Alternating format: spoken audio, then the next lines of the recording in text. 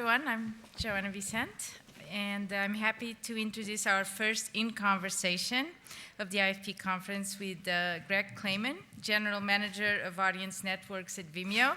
And I'm thrilled to introduce Laura Lee, Chief Digital Officer and President of Margaritaville Media, who will be moderating the conversation. So now turning it over to you. Thanks, Joanna. So first of all, apologies in advance. I wasn't up late night like Greg watching the Emmys. This is the back to school little cough that I got from my kid that's become whooping cough in adults for any of you guys who have kids. So apologies that I'm giving you raspy right now. Wait, you actually have whooping cough? Yes, highly contagious. Love you. Love you dearly. So super thrilled to be here with you guys today.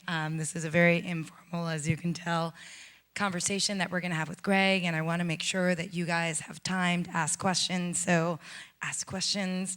But why don't we start with, I don't know how many of you guys are familiar with Greg's illustrious background, but Greg is an OG in mobile. Mobile OG. Before mobile was mobile first, mobile only. There was Greg Clayman. And given his deep background in mobile, I'd love to hear his thoughts about what he thinks about mobile now and if he thinks that there's hype or what the next kind of mobile frontier is. Well, thanks. First of all, thanks for having me. Yeah, so I think you're referring to UPOC, the mobile. It was an early mobile media company in like 1999, back when that I was one of the founders of, where we were like, I believe in a world where people will send text messages to groups of other people on their phones. And people are like, what's a text message? And not get charged for it. Right, and you're like, well, when you hit the number 2 button 3 times and you get a letter C, right? That's basically when we started doing that. But mobile media at the time was very, I remember when they had the first picture messaging, and like we did like cross-carrier picture messaging, and that was great. But what's interesting is that what we've seen mobile evolve, and at Vimeo, about half our views now are mobile views as a consumption media, especially as devices get bigger and as they get better and as they get faster and as screens get better.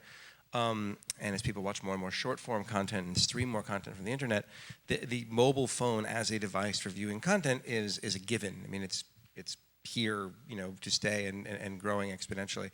What I find very interesting is mobile as a device for capturing and creating content. From the first sort of iPhone shot film that was at Sundance this past year to apps. We actually Vimeo acquired a company called Cameo.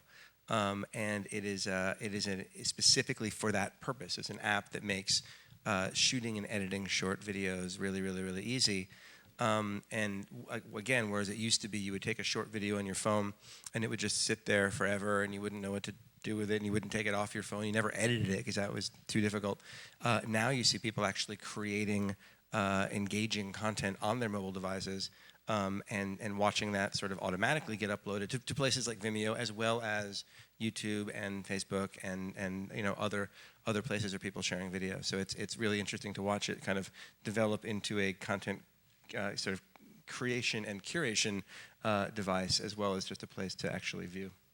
And I know it's early days, but do you find that kind of fan as creator, which I came from YouTube, so that was kind of our core base, if you will. Do you find that that's starting to drive some more content creation meaningfully at Vimeo, or is it still too early days? Well, we have, Vimeo is at heart an open platform, right? So anybody can upload anything, and we have billions of views and all that sort of stuff. Vimeo On Demand, which I oversee, is it is a premium video distribution platform. You can sell or buy video on Vimeo, but it's also open. Right, so anybody can upload and sell anything, and what's really fascinating is, to your point, as there are more and more video creators, what we're seeing is a real sort of exponential growth in the kind of I think frankly in the skill and in the ability to make high quality videos and videos that are worth paying for. Right, and so now suddenly, I think we'll talk a little more about this, but suddenly we're seeing a marketplace evolve of people who are creating content to sell directly to their fans, and those fan bases, they're growing on YouTube and across other sort of media. So I'm glad that you brought up this willingness to pay. I don't know if any of you guys were able to check out some really interesting research that Vimeo recently pulled together about consumers' willingness to pay, and they were putting it at about $32 a month, which I was pleasantly surprised to see that number. I thought it would have been a single digit, maybe 10, 11 bucks. And it seemed as though that Vimeo could command about 9 to 10 bucks for themselves, which was in and of itself pretty impressive. What do you think about this whole consumer willingness to pay when you think about those guys vis-a-vis what's happening right now in the more traditional cable space? Yeah, I mean, people pay for content. People are willing to pay for content. It's nuts. There's like this, especially people talking like millennials, right? Oh, they don't pay for anything. It's like they do. They do. They don't necessarily want to pay for what they don't watch, right? And you talk about Right, for the cable bundle. and you talk about cable and sort of bursting the cable bundle and what have you. It's you certainly see in the research and even just when you're sort of talking to folks, the whole concept of like, well, I don't, people say I don't have kids. Why am I paying for Nickelodeon? Or I don't like sports. Why am I paying for ESPN? That's true, right? And that has sort of kind of rippling consequences throughout the cable industry. But in terms of paying for content overall, it's a generation that grew up on iTunes and Spotify, not necessarily stealing and ripping content.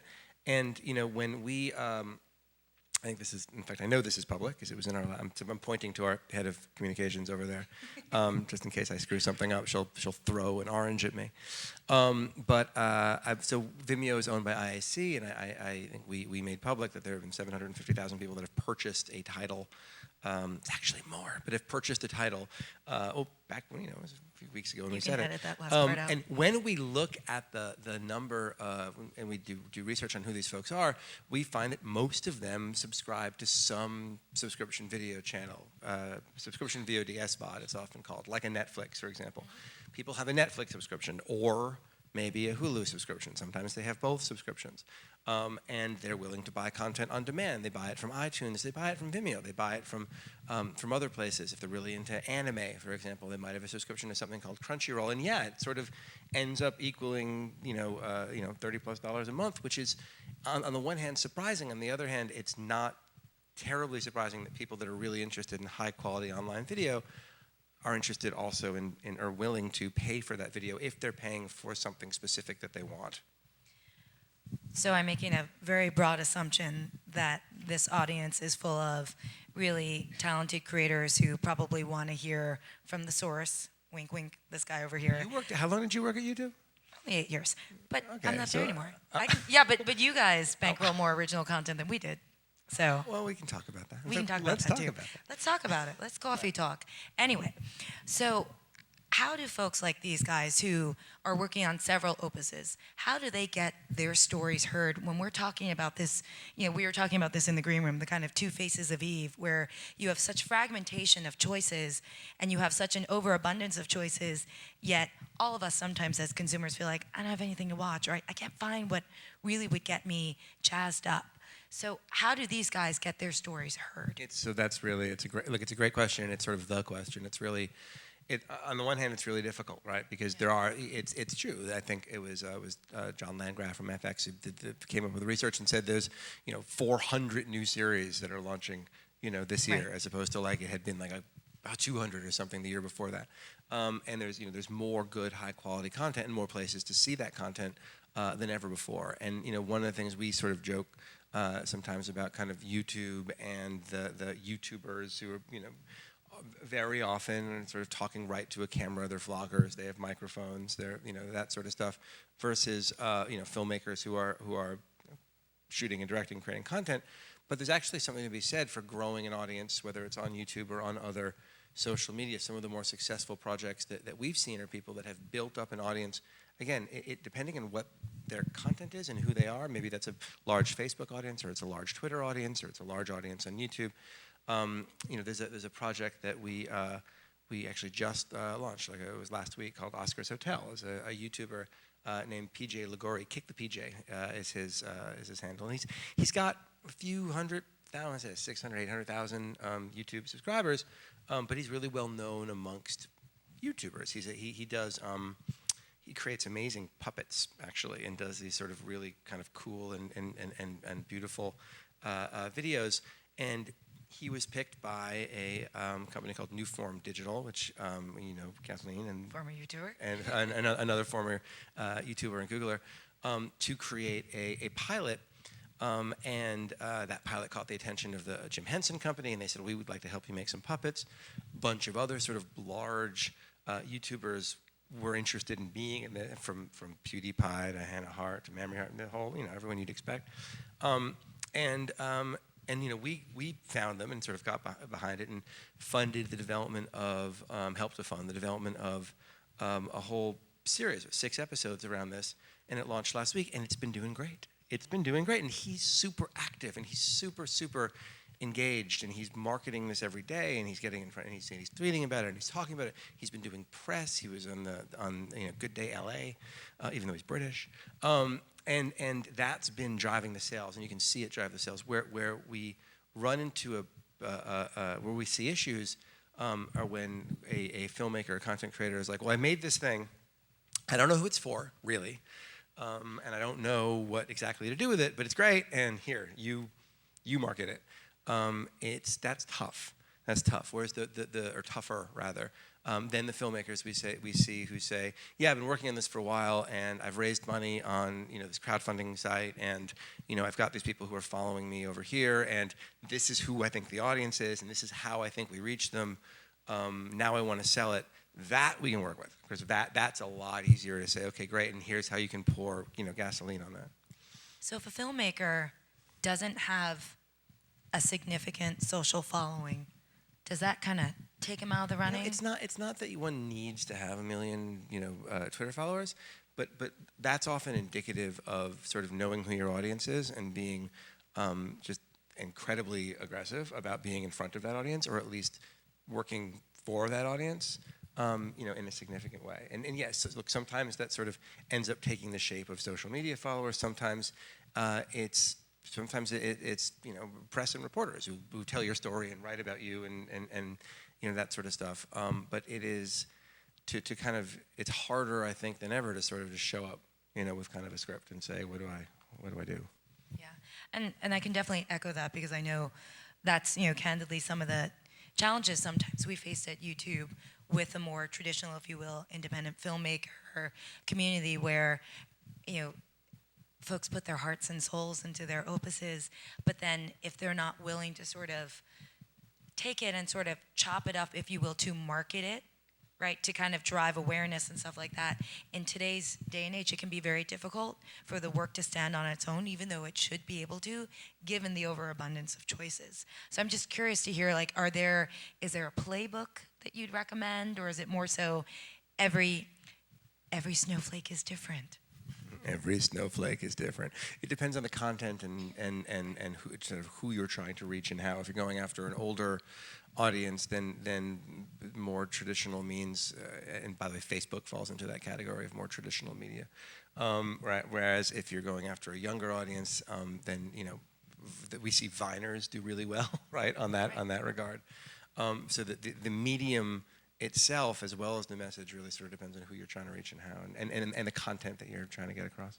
So I'm going to put you on the hot seat a little bit. Oh, no. Oh, we're friends. Given the cornucopia of different digital distribution platforms out there, for this audience, is there a stack rank? Is there I mean, of course, you should be everywhere, but there's only 24 hours in the day, and hopefully you guys are at least getting a good 6+ hours of sleep every night. How would you recommend that these guys, if they're just kind of dipping their big toe into, okay, how do I most efficiently kind of get my work and my stuff out there? What would you say are like the basics that they have to cover? Ariana Huffington would say that 6 hours of sleep is not nearly enough. Indeed, actually. she would. It's 8 hours. But, she would slap my wrist. But I don't listen to scientists. I listen to Ariana Huffington. But Guru.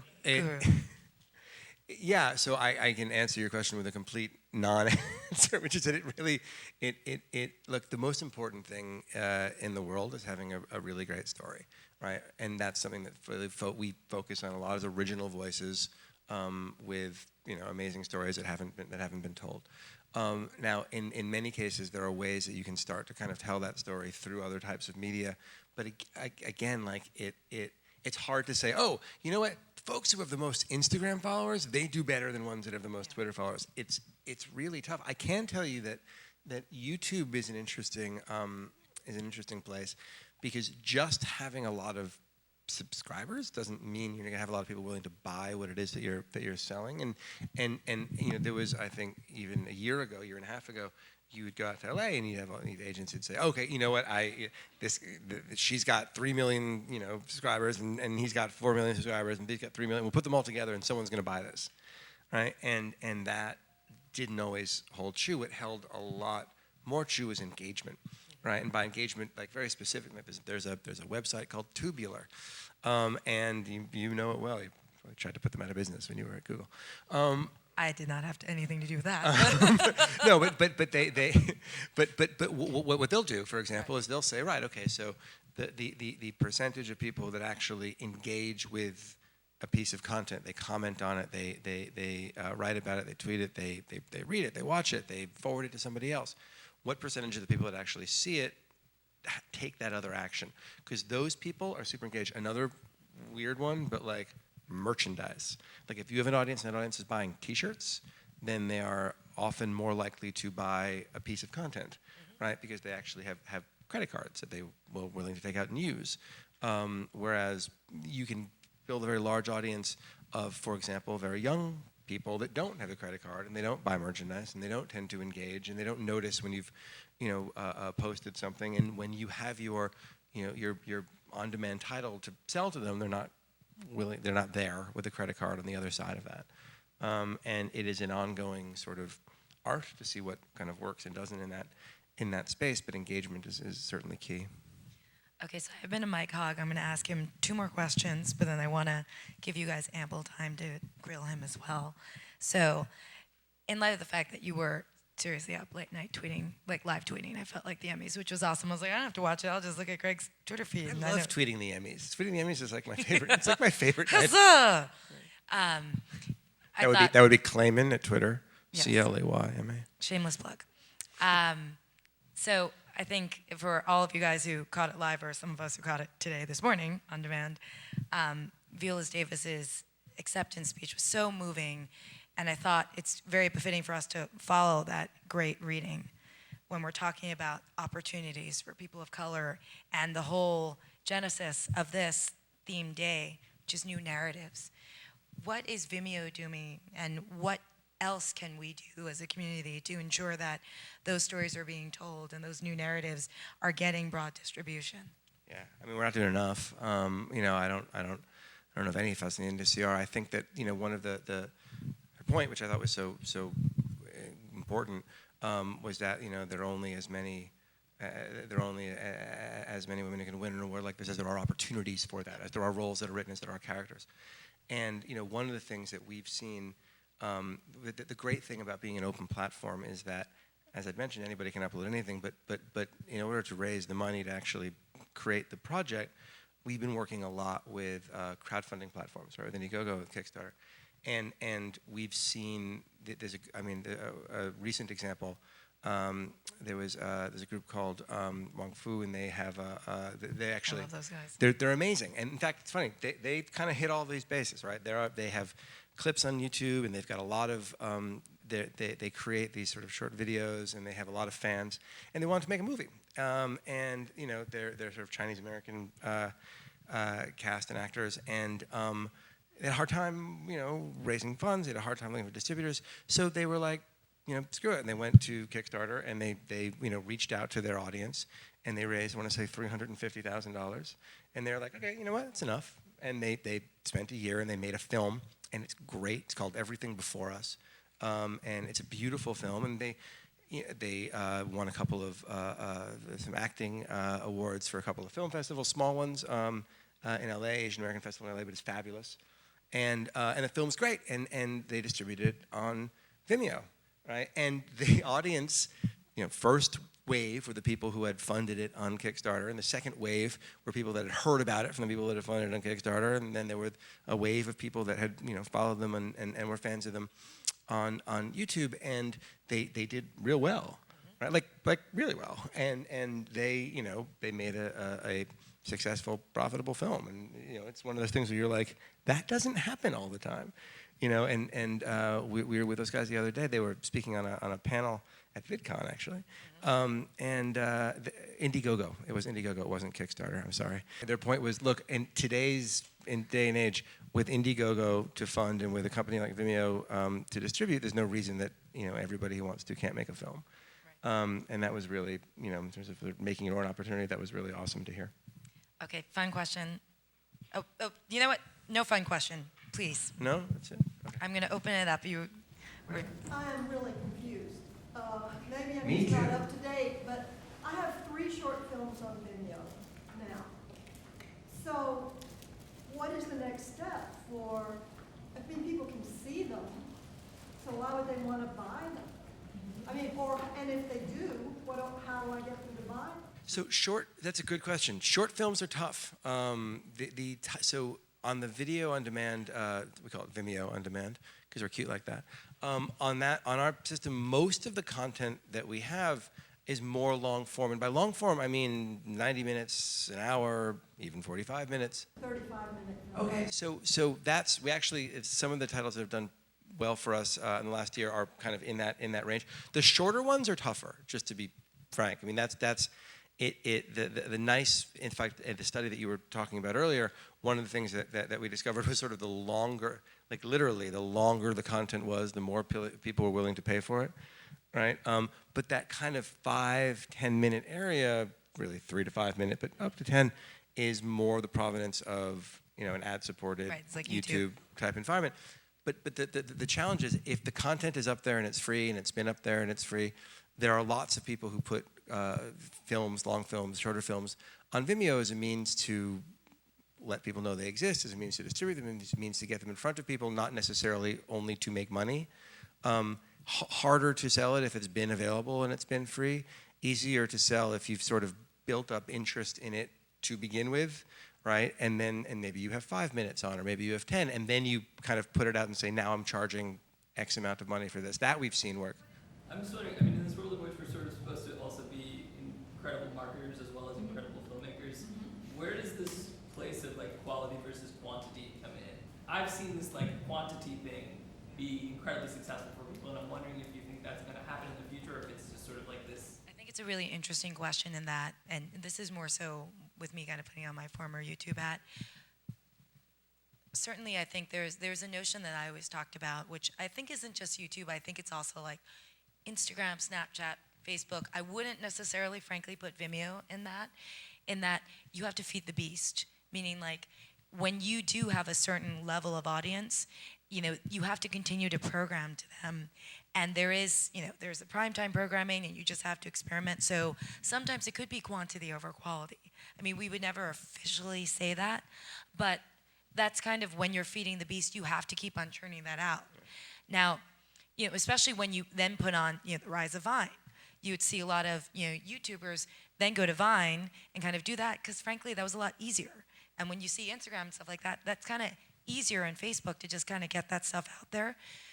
For me, what it is it really, one of the mantras that we preached at YouTube was really, you can't just, of course we want you to have your best and brightest content on YouTube, but you can't ignore all the other platforms, including Vimeo, right? You do have to be, I think, a pretty decent marketer. There always are going to be the X Factor folks who just have such amazing work that somehow it got found. But I think in this day and age, one of my fun questions to him was if you were giving Alex, who apparently that's his daughter, his 8-year-old daughter is budding Minecrafting YouTuber, advice. She's not a YouTuber yet. She's just I'm telling him she should be a YouTuber. He can retire. She just wants to be. But anyway, in all seriousness, you do have to make sure that you're tending to some of those other platforms. And what's interesting to that point is you'll see, like I mentioned, PJ Ligori, Kick the PJ, right, or the Wong Fu guys. They will continually create new content, just like you taught them, right, to get those audiences large.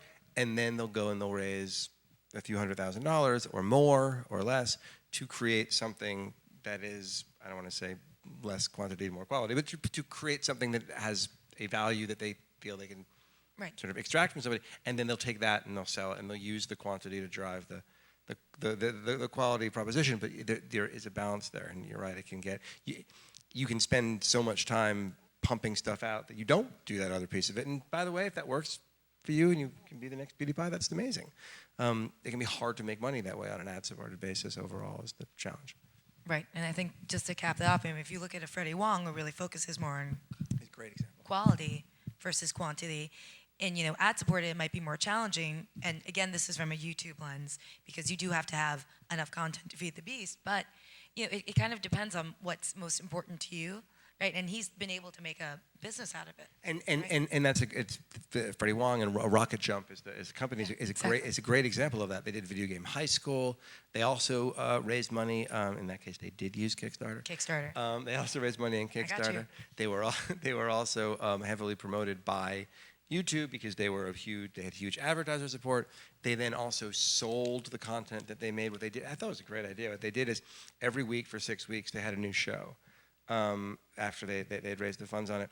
But you could buy the whole thing right up front, ad-free in 4K or in HD, both from YouTube, from Google, actually, or from Vimeo or from other platforms. Actually, iTunes took too long to get onto. And they sold it. So people were buying it from Vimeo. People were buying it on YouTube. People were waiting on a weekly basis to watch it ad-supported. But it's hard to do, but it's possible. So you have 7 standalone things that are 10 to 12 minutes each, but if you put them all together, it's 70, 80 minutes. Would you recommend trying to do that versus keeping them separate? And it's so a lot of that depends on sort of the content itself. I've seen cases in which episodes are created as episodes and they're created as discrete stories, and sort of tying them together to make a 90-minute piece seems sort of forced. I've seen examples where actually it's just really one story, and it seems like when you put them all together, you've made a short film. So I think it depends on what the content is. Actually, but yes, I mean we have seen people willing to pay more for longer form content than for a series of sort of 10-minute shows. Sort of what we were talking about earlier. It's kind of, and again going back to the survey, there's a sort of psychological aspect to I'm buying a movie, right? Like, it's $5 or $10 or whatever it is, versus this is a series of web shorts. I usually get those on YouTube for free. Why am I paying for that? And again, that depends a little bit on who your audience is, but we have seen that sort of putting it together be successful if it makes sense creatively. Can you talk a little bit more about your strategy for acquiring and developing content? And also, you made a comment about when you have an engaged fan base, that's great for a platform like Vimeo, and then for the gasoline on it. So, can you talk about that gasoline? Yeah. Elaborate on what that gasoline is and what content it works best for. Sure, well, that's a good question. So most of what we have on the platform is organic, right? Is exactly what we're talking about over here. People go to the other website, they upload it, they sell it. There is a level of content beyond that we've been involved in, either from an acquisitions point of view or from a marketing point of view. And yes, it sort of follows along the lines of what you're describing, where you have an audience and you have a sort of identified audience and the content that kind of that speaks to that audience. And we have a small, like very small, acquisitions group, right, that will go and find that and bring that on board. The way in which we can help to kind of amp that up. Primarily, there's marketing on our own platform, right? We have 150 million unique viewers every month. It's not a billion, but it's 150 million. And there are places on the site where we can actually target and promote that content, where we can say, right, okay, so this is an audience that we think if they have bought X, then they will want to buy Y, and so we will target the group that have bought X. That also exists beyond Vimeo.com, and this is work that we do, but work that our sort of more engaged, marketing-focused creators do as well, which is targeting those audiences off of Vimeo, whether that is on social media sites like we were talking before, or like literally like buying Google ads, right, against specific, or buying Facebook ads against specific demographics or psychographics that you think will be interested in that content. If your content, it's easier for certain types of content than others. For example, if you have a documentary film or series that is around a certain issue, targeting people that are interested in that issue across Facebook and then bringing them over to purchase the title is a lot easier than for just frankly for like a drama, right? Because that's harder to know who it is that you would be targeting for that. The Vimeo player is an interesting one in that you can embed the player in a Facebook page, you can embed it on Twitter, you can embed it on your own website or blog, so you can purchase from within that environment. You don't have to send people to a website like iTunes or Netflix. You have to go over there, or Amazon, to buy it. So we see a lot of sales that way as well. So again, for us, and it's a small number of pieces of content that we work with on the acquisition side, you can send a note and submit stuff and say, here, I have a thing. And again, we have acquisition people, they'll take a look at it. But beyond that, there are lots of ways to sort of market and promote and target that engaged audience to let them know that there's something that they can buy, right? It becomes a sort of exercise in merchandising at that point. You just mentioned the whole notion of different sorts of material and how they do. I always think of this sort of thing as great for comedy, maybe, and maybe great for docs where you have a targeted audience. If you're going around and doing events, and then people can go to the site and purchase it if they care to. But dramas, yeah, I'm hearing from you, it doesn't really work. It's harder, yeah. No, I mean, again, just speaking for my own, what I've seen in this, yeah, so documentaries that have a specific audience or talent, any sort of content that has talent that's attached to it that has an audience around that talent. Comedy tends to do well in that category as well. Drama is harder, right? It's harder because the Wong Fu guys that we were talking about earlier, that was a drama piece that they created, but they had a large engaged audience of fans for their specific type of drama, and so they were able to reach out to those fans. But it took time. It took years for them a couple of years for them to build that up.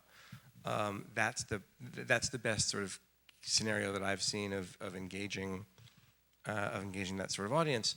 Otherwise, it's helpful. You sort of need a marketing engine behind that, and that's where you begin to go more into the traditional like channels for distributing that content and distributors and what have you who can do that, because that's when you have to start spending money.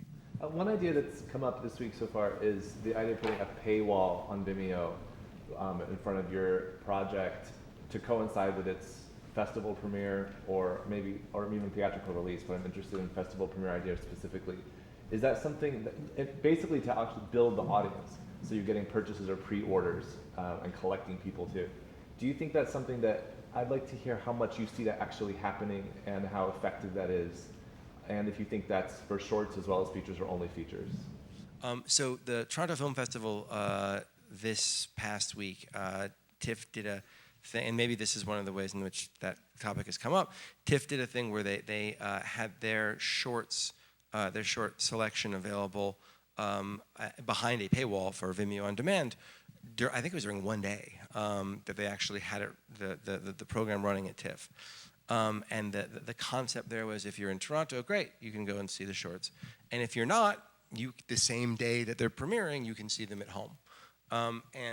That did okay. It was interesting. I mean, it worked, right? And there were people who did that. It's still the audience for film festival, the audience who wants to watch film festival shorts at home, right? It's not it didn't do Mad Max numbers, but there is an audience of people that want to watch that, and so it did function in that regard. It worked in that regard. What we've seen, to your point though, is the notion of and this is true on Vimeo, but it's also, I think, true on demand in general, the notion of the film festival as marketing engine for film, right? Because traditionally you'd have a project and the project wouldn't have distribution, and you'd go to a festival and you try to get in front of distributors, and you would try to sell it to somebody or a studio, and then they would buy it, and then they would say, okay, now I got to color correct it, and then that's going to take time, and then we got to edit it, and then that's going to take time, and they go, great, I can put it on the slate 9 months from now, and you go, oh God, only 9 months? That's amazing. And then the film comes out 9 months from now, and now, the distributor's been bought by somebody else, and it's going to be on a bunch of different screens. There's a whole mishigas to get to the point where people can actually see it. What we've seen, and just I've seen more in the industry overall, is filmmakers who are like, well, I have my film and it's finished. And I can sell it on demand. I can sell it on Vimeo. I can sell it on other platforms.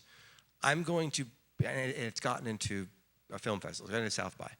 I'm going to show this, and actually we did this last year with a film called Planetary, which was a documentary. It was a beautiful documentary. And it got into South by, and then it got a bunch of press around the South by premiere. Now, in some cases, they can win or whatever, but in this case, it got a lot of good press. And then that day became available on Vimeo On Demand. So while you're reading about it in this case, everything from IndieWire to USA Today, and you're there and you Google it to find out more about it, you can actually buy it. You can watch it.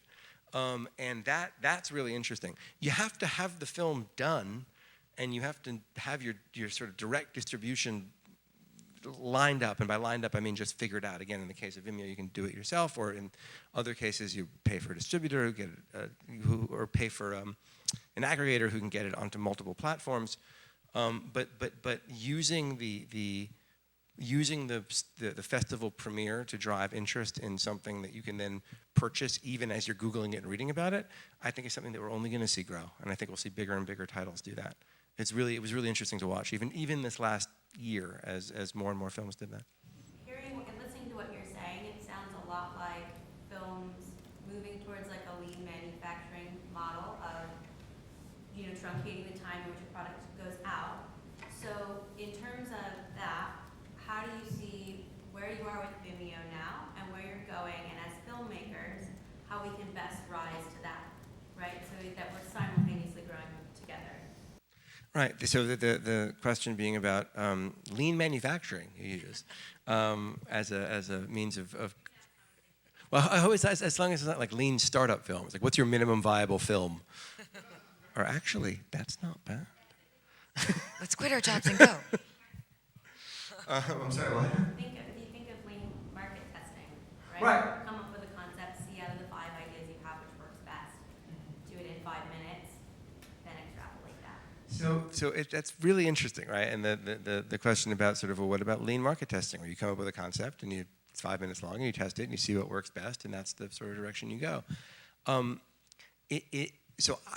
this is actually maybe more relevance to the YouTube model, because that when it comes to ongoing creation, and this sort of speaks to the quality versus quantity, when it comes to ongoing creation of content that engages audiences, that I've seen that work. I mean, you guys have seen that work at YouTube. Yeah, I mean, I personally think more platforms are going to start embracing that, maybe more in the DL, right? I don't think someone's going to go out and be like, dun, dun, dun, we're doing lean market testing. It's like kind of not sexy and not cool. But I think in actuality, that's what folks will start doing when they, and I wouldn't say that a Netflix or Amazon, I could see them doing that, but I think other folks who are dipping their big toes into original content will want to do these kind of test cases to see if it makes sense and get sea legs, and then kind of go. What's more. interesting though is that, and so the balance then, of course, is like, am I going to go test all these various concepts versus no, I have an idea, a story I want to tell, and it's a beautiful story, and I'm going to fucking tell it, and I don't care how it tests, and da-da-da-da, which has been going on in the film industry and even more so in the television industry for forever. We both happened to work at MTV a million, trillion, billion years ago. Eons ago. And you would test a show. Right, and by the way, MTV, the same thing is true with ABC. The same thing is true with everybody. You test a show, and you say, okay, it could be the most amazing, risk-taking, exotic thing in the world. I'm still going to put it in front of an audience and see how they react, if only to see how I should market this. Maybe it's just the pilot, right? And then we'll sort of see what goes. And you have on the other side of that showrunners and creators, some of whom are very excited and engaged by that. Some of whom are like, I don't want to go, don't tell me. I have my own stories to tell. You're taking, and this sort of is part of the larger trend, taking those methodologies that exist for, or existed for, very high budget films, very high budget television, etc. And you can bring that all the way down to, I can do this myself, and I can do it online, and I can market test it online, and I can build an audience on YouTube, and I can sell it on Vimeo and raise money on Kickstarter, and I don't need nobody's help. I was wondering if you could speak overall about models for channel building versus individual content building, and what strategies that have been successful, on Vimeo On Demand with that, and what we might advise in terms of both strategies, tactics, but also in terms of success models that might be helpful. The picking an audience and targeting that audience is sort of key to channel building. And what's interesting about that is what we've seen are people who start as content creators, right? Which is, I have a film that I've made, or I've got a series or whatever. But once you really know who that audience is, you can start to curate other people's content, right? Because you can start to bring in, this happens on YouTube as well, by the way, where you can come in, you can, and all the time, right? Where you say, I have created this content, I've created an audience, I've created some demand for this. Now I'm going to go find stuff that's a lot like that, right? Who can speak to my audience and what I do. You become a producer, you become a curator. That's when you start getting into some really interesting models that we're only just beginning to explore around things like subscription, right? You can create a subscription service on Vimeo. We have recurring billing. You need to have good content. You need to have a pipeline of that content, a healthy flow of it. You need to know who that audience is. You need to know how to market that audience. But that can start with one. That can start with one show. I mean, Smosh, and again, it's jumping around models, but whether it's the Smosh guys, for example, on YouTube, or I mean, there's 5 examples that I can think of people who started with their own show and then started branching out into other shows. And the key thing that they always had was keying in on who that audience is. We talked about MTV, right? MTV, and maybe it's a little different now, but MTV was always the audience it's these kids, it's these 18, 24-year-old kids, and that's who they are. And you're going to age out of it. And you when you are 25 years old, you better think MTV sucks, right? If you don't think MTV sucks, we're doing something wrong, right? But when you're 22, you better love it, right? And they had to, had to sort of burn through shows to do that. But that key focus on who that was that they were targeting, and then super serving that with whatever they can get their hands on, from stuff that we developed originally to stuff we went out and bought to who the heck knows what, was sort of key to building a channel in the traditional sense, and I think the same thing is true online. Thank you, everyone. I'm sorry we couldn't get to all of your questions, but thanks so for staying much. so late. It's And fun. thank you to Thank Greg. you. Thank you. Excellent. Thanks.